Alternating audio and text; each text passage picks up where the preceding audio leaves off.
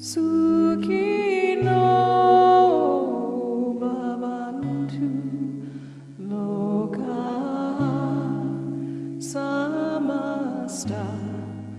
Suki no bhavantu loka samasta.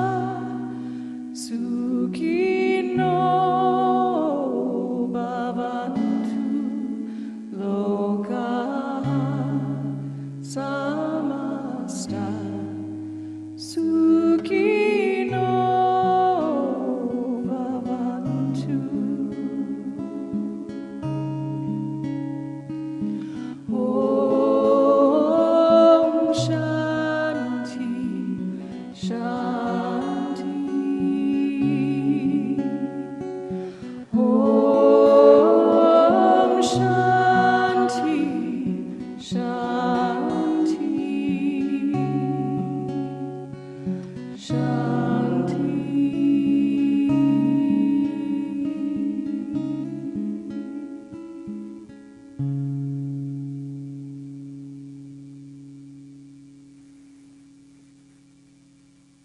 May all beings everywhere be happy and free. And may the thoughts, words, and actions of my own life contribute in some way to that happiness and to that freedom for all. Peace. Breathe. Look to somebody to your left and to your right, and don't say anything, just Om Shanti Shanti them.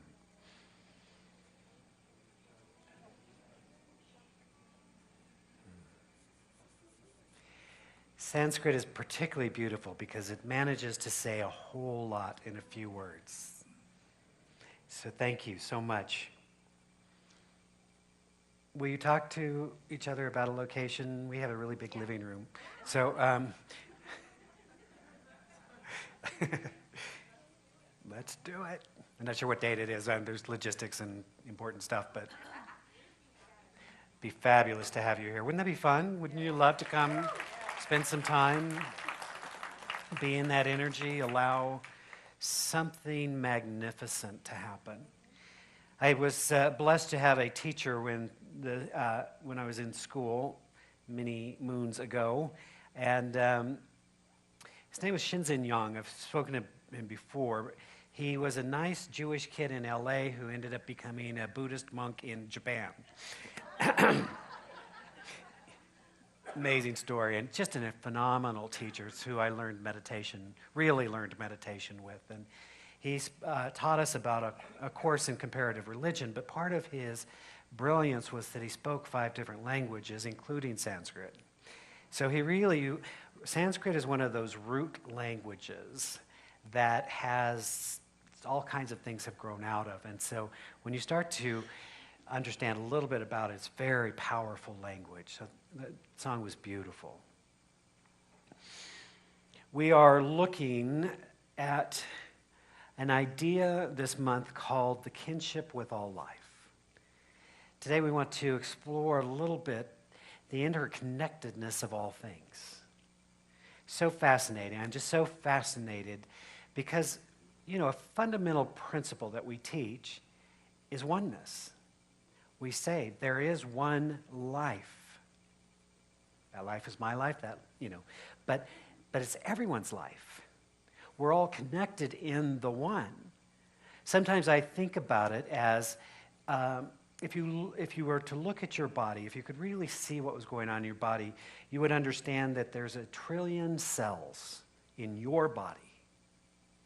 And so in that body, there's so much activity and so much. It's just phenomenal when you think about all of the things that happen in our body without our plan, without our effort, without our 5 points for why we should do it. Right? It's called life is happening. 1 trillion cells in our body, constantly evolving, changing, becoming. But, the cells are operating as a whole. They're not individual. And so we are cells within the body of the one. So we're unique, but we're not separate. And so there's an interconnection with all of life, with everything. So I was, I just have to share the story with you. You know, we're doing this theme. All the Centers for Spiritual Living are doing this theme. And so every week, all the different ministers have written different talks, and they have their 3 points by Ernest Holmes, and they have their illustrations. And I read them. It really gives me some insights into my colleagues, but I discovered I'm not really a good rule follower. It doesn't really work for me to give other people's talks. You know, I get some good insight and wisdom. So today, as I was trying to print out these notes, my printer wouldn't work. Now, it worked to print out my notes, but 4 times I tried to get it to print this talk, and it would not print. I'm taking that as a cosmic signal. Just go ahead and give your talk, right? Is that okay with you if I give my talk? Okay. I'll send you the other ones. It's interesting, good stuff. So I spent the week in training because I'm a big believer in education, ongoing education, and I'm looking to enter into a new chapter of my life, and so I've made some significant investments of both time and money into my next yet to be. So last week we were all here together, had a lovely Sunday morning, had a meeting, because that is my life. I talk and then I have meetings, and that kind of sums up the role of a minister, it feels like sometimes. And then I ran to the airport to jump on a plane to fly to LA for this world's greatest marketing seminar. Now, this world's greatest marketing seminar runs from 9 o'clock in the morning until 9 o'clock at night, Monday, Tuesday, Wednesday, Thursday, and Friday. And then as an added bonus, but wait, there's more. As an added bonus, on Saturday, we had a celebration day from 9 o'clock until 4 o'clock. There was a whole nother event last night. And Stedman, you know, Oprah's dude, was going to be there for this book launch. I had to come home. So I got on a plane at 4 o'clock, flew home, got home about 11 o'clock last night so that I could be here to do services and have a meeting. Ta-da! So, now, here's how cool life is. Life is cool, right? Life is very cool when we understand it and work with it. So I'm in the world's greatest marketing seminar. I just feel like that needs a little extra oomph, right? And, you know, you think, okay, it's going to be all about whatever, you know, whatever your image of that is. You know, let's get salesy, let's get plaid pants and, you know, sell used cars and all that kind of thing. But it was so brilliant and so amazing. I'm so grateful that I have this opportunity because we spent a whole section talking about incorporating mercy and love and forgiveness into what we're putting out there in the world. But you see, marketing matters. Would you agree with that? Yeah. Whether we like it or not, marketing matters.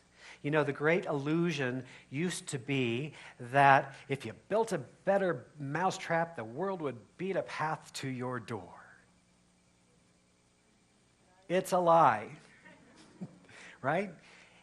And particularly in today's world, you have to be able to deliver some information to people in such a way that they want to engage with you, to buy your product, to come to your center, to do whatever it is. So marketing matters.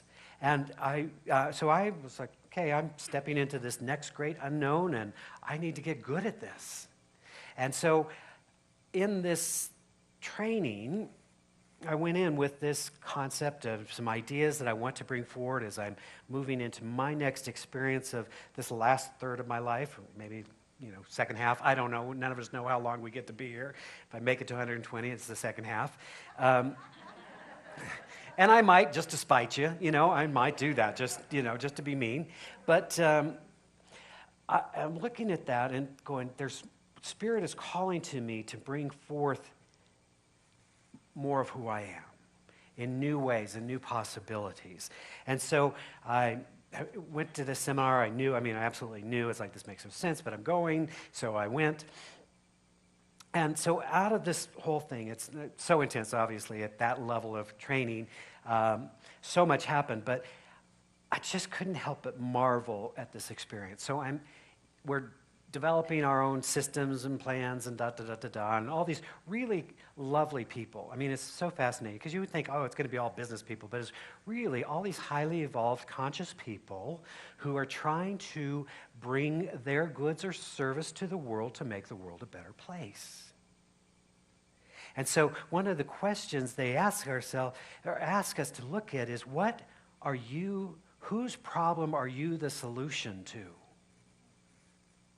Kind of brilliant, huh? Right? Because that's what we want to do. So we're working through all this material, and of course, we go into a small group, 3 or 4 people.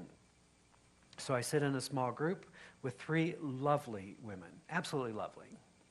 And we're all sharing. By this time, we've kind of developed our marketing plan and strategy and all this stuff, and now we're going to pitch it. Right? So you're in your consulting circle. And so one of the things I had this realization at some point about, somebody asked, what makes you unique? What is it about you, Marty, that, kind of separates you out from 100 ministers in the world? And I said, I think part of what makes me unique is, one, I'm very spiritual, right? I believe I'm deeply grounded in spirit. I know through trial and error that it works better if I stay engaged with the spiritual dimension of who I am and bring that forward. But I'm also very practical. I'm not all about let's just ohm our way into manifestation. It's kind of like, what then, once you clarify and understand your vision and are understanding why you're here and what you're to give, then we need to move into action. Into what? Okay, just checking. To start to bring that vision into manifestation and into reality. So, spiritual, practical, fun. I think I'm fun.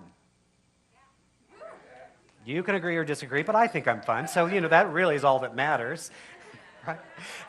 And so I have fun. You can do whatever you want. We're all at choice. So, but I realize, I'm not a fun guy, and I'm not talking mushroom kind of thing. I'm talking, I don't set out to be funny. I don't sit down and say, I think I'll tell a joke at this point. I just have kind of a twisted sense of reality, and it just kind of spills out, and people think that's funny. So, so I'm doing my pitch, and I'm explaining this whole live bold solutions and create an extraordinary life, and the programs and the systems and all this sort of thing. And it's spiritual, it's practical, it's fun, and I get all done and listen to feedback. Feedback's a good thing, wouldn't you agree? Yes. So they're like, wow, that's really interesting. And this lovely gal who's sitting across from me says, that's great, but it's not fun. It's boring. Now, how much would you pay for that kind of honest feedback, right? It's like, oh, you're so right. So then I start talking. Now, the gal on my right is this lovely woman. We kind of had this connection from the very beginning. We were like, we're going to have to talk at some point. So as we sit down, and we're talking a little bit, she makes this statement that she, at one point in her life, was leading youth programs for New Thought Ministries. Now, New Thought, for those of you who don't know, means unity, science of mind, centers for spiritual living, right? Now, think about this. 7 billion people on the planet, 250 people in this room. She has led youth programs for New Thought Ministries. So I say, tell me, Renee, what center do you go to? I go to the Center for Spiritual Living in Lake Oswego, Oregon. Now, for those of you who've been around a little bit lately, you know when all of our ministers came into town for the Centers for Spiritual Living convention, there was a young man sitting in our audience who is now who sits at the chairperson of the Leadership Council for all of Centers for Spiritual Living. He's a young man, he's 40-something now, and I took him to his first camp when he was 11 years old. He happens to be the minister at the Center for Spiritual Living in Lake Oswego, Oregon. 7 billion people, 250 people, 4 people, this gal. We're all connected. So we talk a little further. The gal on my right, Kathy, lovely, sweet, wonderful woman, whose passion is to connect purpose with financing. She comes out of a banking background, and her passion is also about working with young people and seminars, transformational seminars.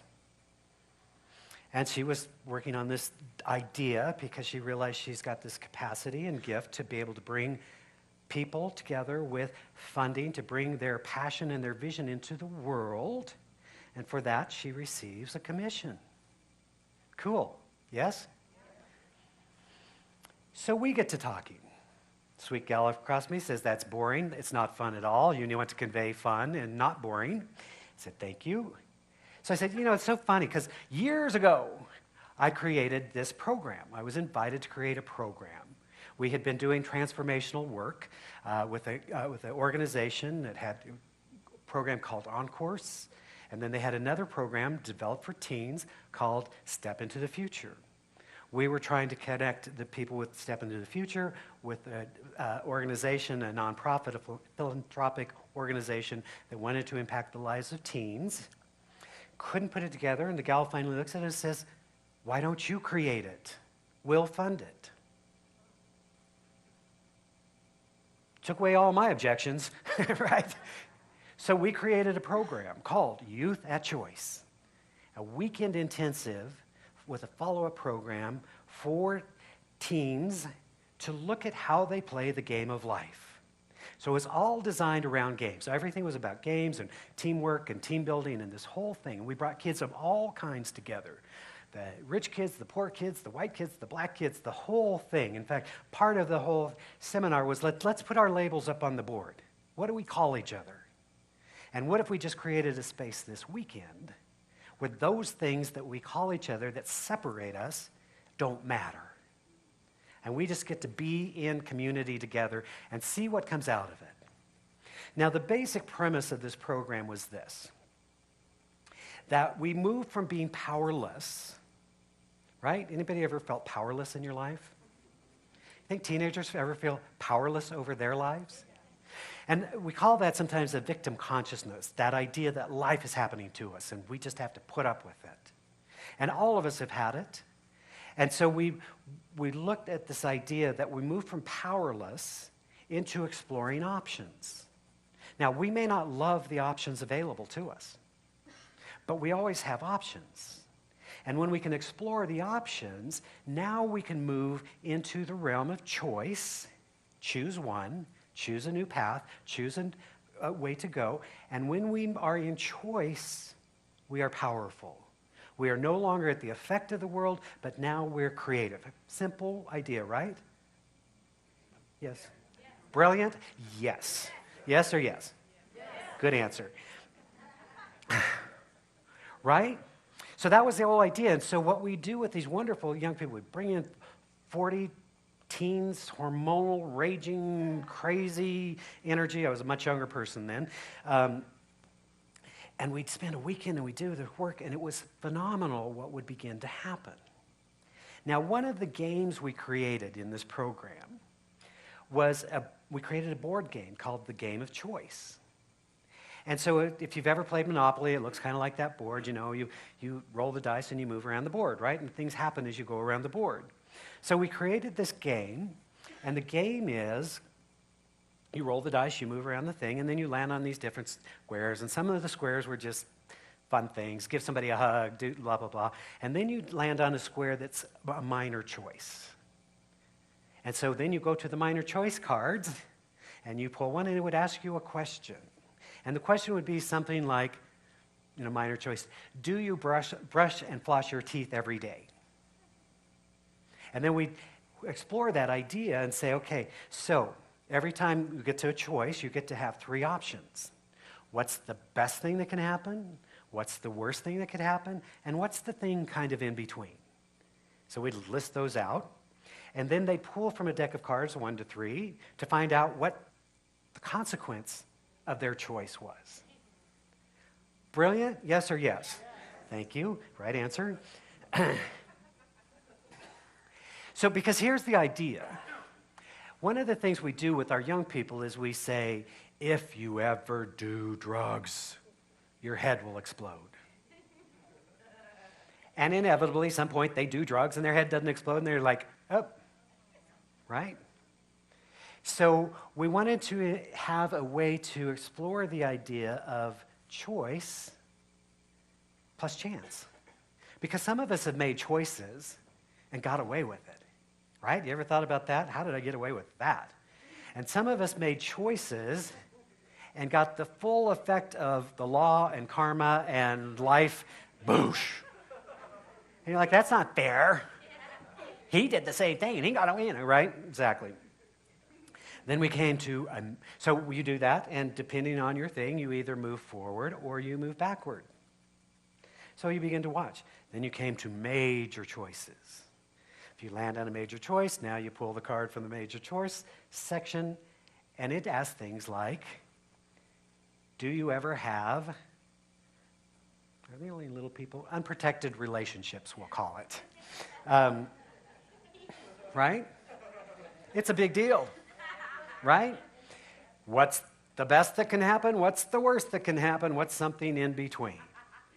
Pull from the card and boom, you move forward, you move back. So what we began to watch was that nobody ever said the goal is to get around the board first, but we've all played a million board games, so it's implied. And so you begin to watch, the choices I'm making are either moving me forward or they're moving me backward. Is that cool? Yeah. I know, I'm telling you, it's brilliant.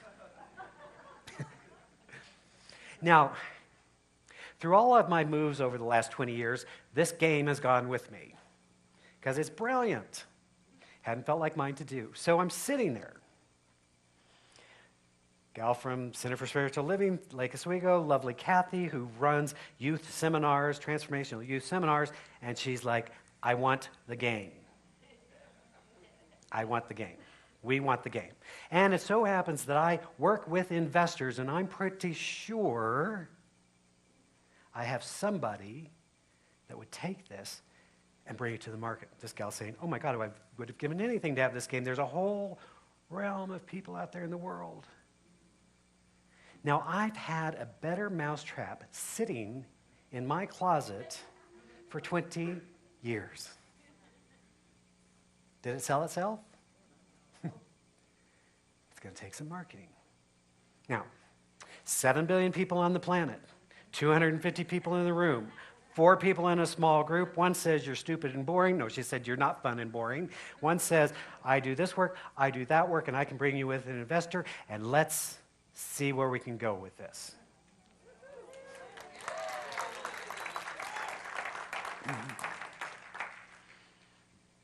Think there's any interconnection in the universe or no? Right? I mean, is this crazy? Is this crazy good? I mean, it's just it. But here's what I want us to hear. This is not about me. It's not about my game. It's about the connection with our life. Because I've always known, even though I haven't known what to do with this, I still don't know what's going to happen with it. I've always known there was value. I feel like it was a gift given to me to have the opportunity to produce it. And that something should happen, it just hasn't felt right to do something. But lo and behold, as I'm looking at my next step, my vision, what do I want to do, this unexpected thing happened. So here's what we do. Here's what I know I do. Maybe you do it, maybe you don't, is we get confused about our role in the universe. And our role in the universe is always to figure out the what and the why. What is yours to bring forward, and why do you want to bring it forward? Why? Because it's going to tap your gifts and your talents and your strengths and your abilities, right? God's going to use somebody else's gifts and strengths and talents and ability to do something else. But we are like, well, Bobby Sue was so successful creating a board game, maybe I'll create a board game. What do you know about board games? Not a darn thing. Not yours, right? So we have to do the work to figure out the what, and I'm talking big picture what is your vision? What is it you're called to bring forward into the world? What is your unique place in this? Why is it yours to do? Because it draws on your unique gifts, talents, and abilities. And then we allow the universe, this infinite intelligence that is all around us, to bring it forward. But what do? We say, I have a great idea. I'm going to create a board game. But I don't have the money, I don't have the thing, I don't have the people, right? And so we just negated everything that weren't before the but. Because we think, mistakenly, it's our job to figure out the how.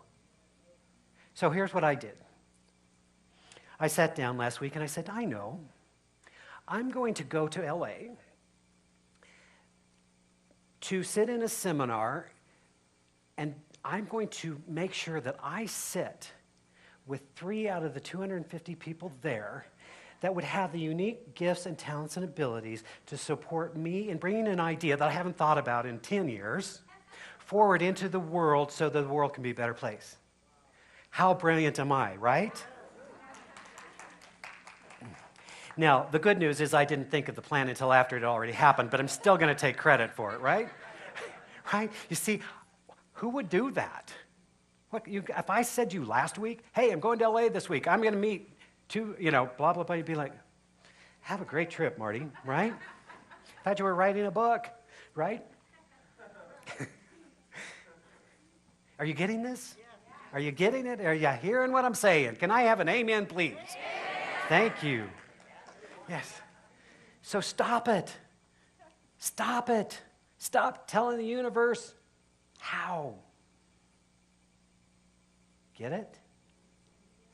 You don't have to know how. You have to pay attention. You have to pay attention. And once you get clear on your vision about what you're here to do and how you want to do it, then pay attention. Because the resources of the entire universe are waiting, but you have to pay attention. So stay tuned. We'll see what happens with this. I'm sending her the board game tomorrow. We'll see, right? And if nothing ever comes out of it, the lesson is huge, right? So we're looking at this idea of the interconnection of all of life. There's nothing withheld from us except when we think it is. We create a sense of separation from our good, and then we talk about it as if that were true. Oh, well, I do. You probably don't. You probably don't ever do that, but I do. Thaddeus Golas said, whether I am conscious of it or not, I am one with the cause of all that exists. Whether I feel it or not, I am one with all the love in the universe. If there's only one, then we are all some part of it. Now, we can pretend that we're not part of the one. We can make up stories around our separation. We may have even gotten so good that we can pitch our story really well in such a convincing manner that other people will buy into it. Oh, you poor thing. I know. It's not fair, is it? Right?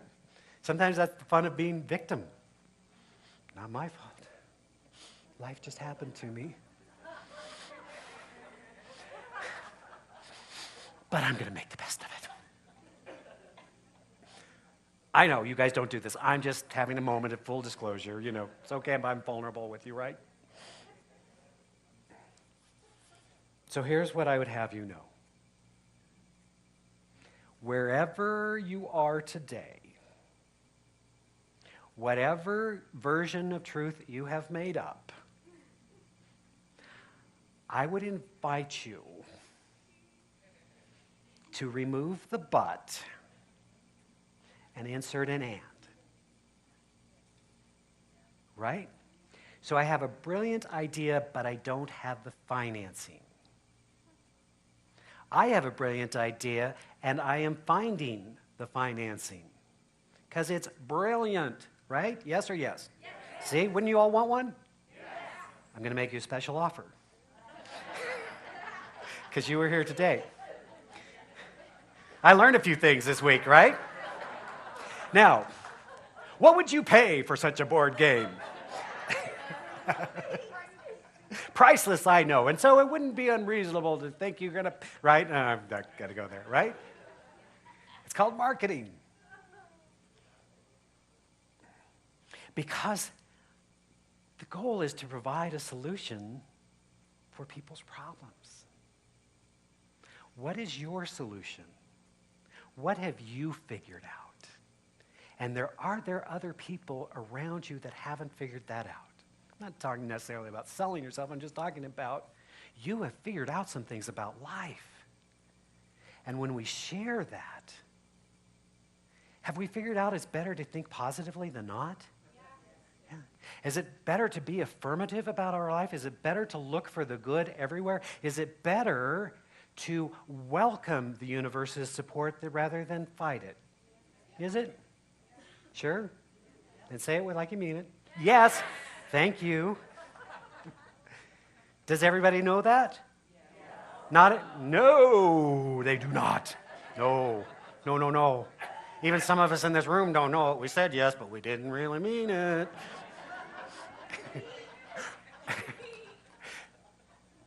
Peer pressure. So you're going to provide a unique solution for somebody. Think about it. You have a gift to give. So wherever you are on this wonderful journey of life, I'm going to invite you to step back a little bit, to look at that higher vision. What is it that's mine to do? What is it that's mine to bring forward? What is it that I can contribute to life in such a way that I can make the difference not only for myself, but for those around me? So let's begin that journey in prayer, shall we? Inviting our beautiful practitioners, our haloed ones, forward.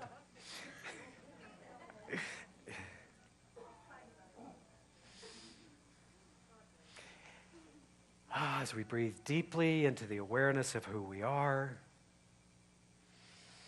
taking a few deep cleansing breaths, breathing in through the nose, releasing the breath through the mouth, feeling our sense of oneness and connection. How good it is to know in this moment that there is indeed one life, one power, one presence, one infinite being. Some people choose to call that God, others call it life. It doesn't care. For it is bigger than any name that we assign it. But we can agree there is one life, one intelligence, one divine wisdom. And that divine wisdom is expressing in and through and as all of creation. It is revealing itself in every form, in every aspect. It is the intelligence which causes the planets to be in perfect balance and motion, which causes the rains to fall, the flowers to grow.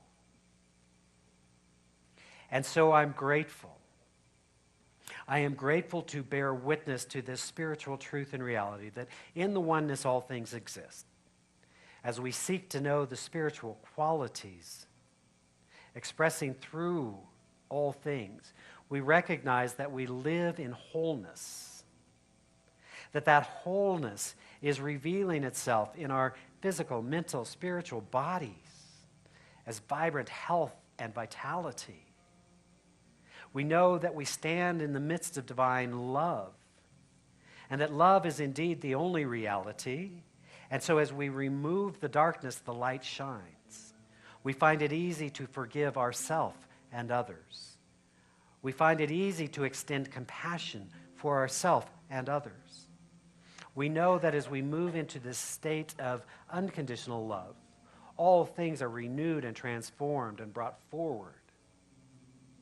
We know that we are abundant beings because we are one with the source and the substance of all good. And so joyously we give and graciously we receive of this divine bounty. We allow our lives to be in abundant flow, in a state of grace, in a state of knowing our true identity. And in this moment, we simply are knowing, for each of us gathered here, that little story, that outworn idea, that limited belief that no longer serves us is easily and gently released. And in its place, the larger story emerges. The greater possibility is made known. And we say yes to it. We know that divine wisdom and guidance is guiding us on our path to spiritual fulfillment. That all things that are necessary are added to us as we know this truth. So how grateful I am, how grateful we are to know this spiritual truth. How grateful we are to step forward in divine love and light. And from that place of gratitude, we extend a blessing. We bless this spiritual community, this divine idea unfolding, showing light in a world that appears to have darkness. Supporting individuals in knowing the spiritual truth and reality of who they are, and to live from that space. We extend a blessing to our brothers and sisters around the planet. For we recognize the oneness, that indeed we are all part of one family called the human family. And so we're sensing and feeling and knowing a world that works for everyone. We're holding that high vision. We're sensing, feeling, and knowing a planet at peace, a planet in harmony with herself that nurtures all of her inhabitants and all of her creation. As always, we extend a blessing to all teachers, preachers, ministers, rabbis, spiritual teachers of all kinds. For we know there are many pathways to the divine, and therefore we honor and celebrate them all. I invite you again to take a deep breath,